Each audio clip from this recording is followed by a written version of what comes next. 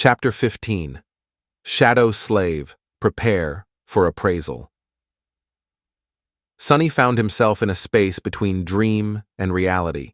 It was an endless black void illuminated by a myriad of stars. Between those stars, countless strings of silver light were woven into a beautiful and inconceivably complex net, forming various nexuses and constellations. It was truly breathtaking. Somehow, Sonny understood that he was seeing the inner workings of the nightmare spell.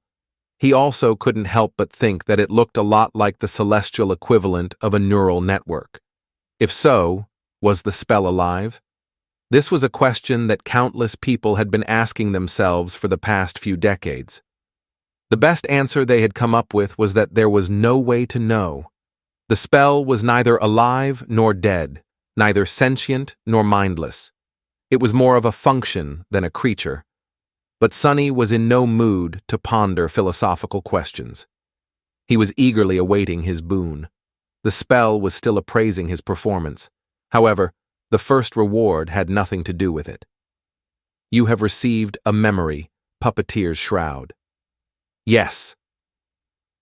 Sonny felt incredibly elated. He was almost ready to do a happy dance. That memory belonged to Mountain King, who was an awakened tyrant, which meant that the memory itself was of the awakened rank. Getting it was a stroke of incredible luck. There were 7 ranks to everything in the spell.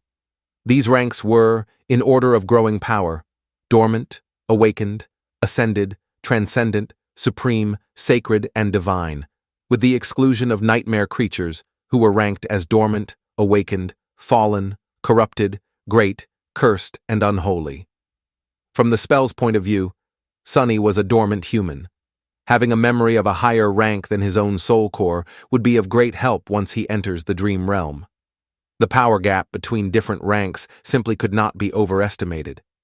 He wanted to take a look at the Puppeteer's Shroud, but there was no more time. The spell was done with its appraisal.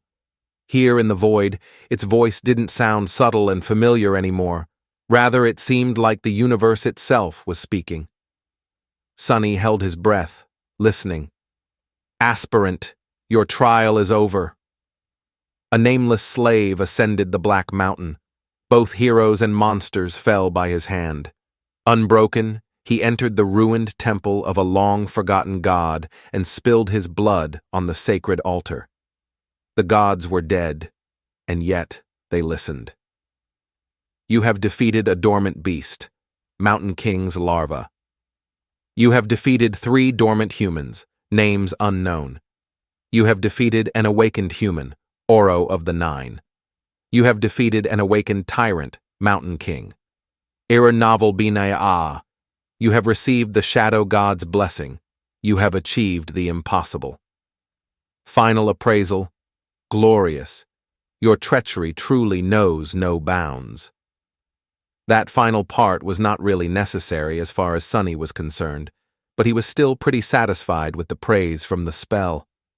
He felt like his chances of evolving his aspect to an awakened, or even ascended one, were pretty high.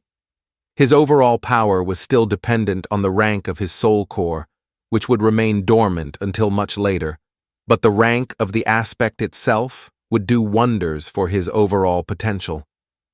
Dreamer Sunless, receive your boon. He was an aspirant no more. Sonny grinned. You have been bestowed a true name, Lost from Light. His jaw dropped.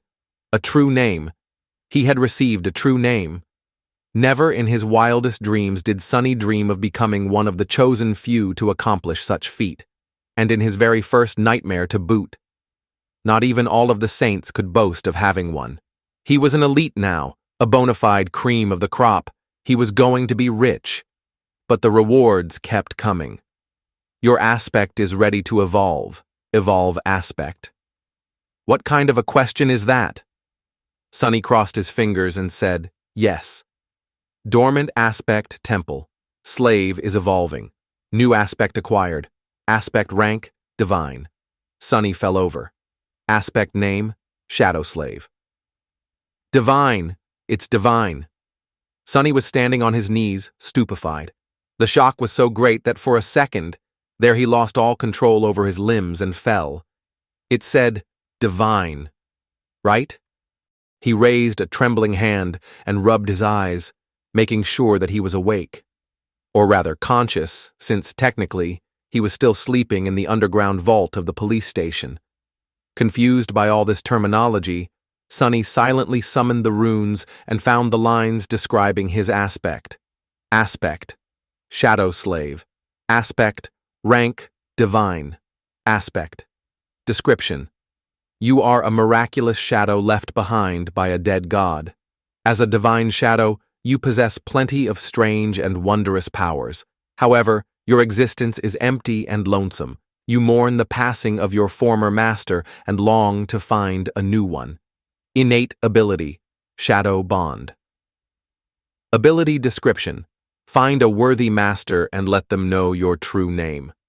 Once they recite it out loud, you will be bound to their will, unable to disobey any command. It is improper for a shadow, let alone a divine one, to walk around without a master. That was a lot to digest. First of all, Sonny felt his heart beating faster. He heard it right.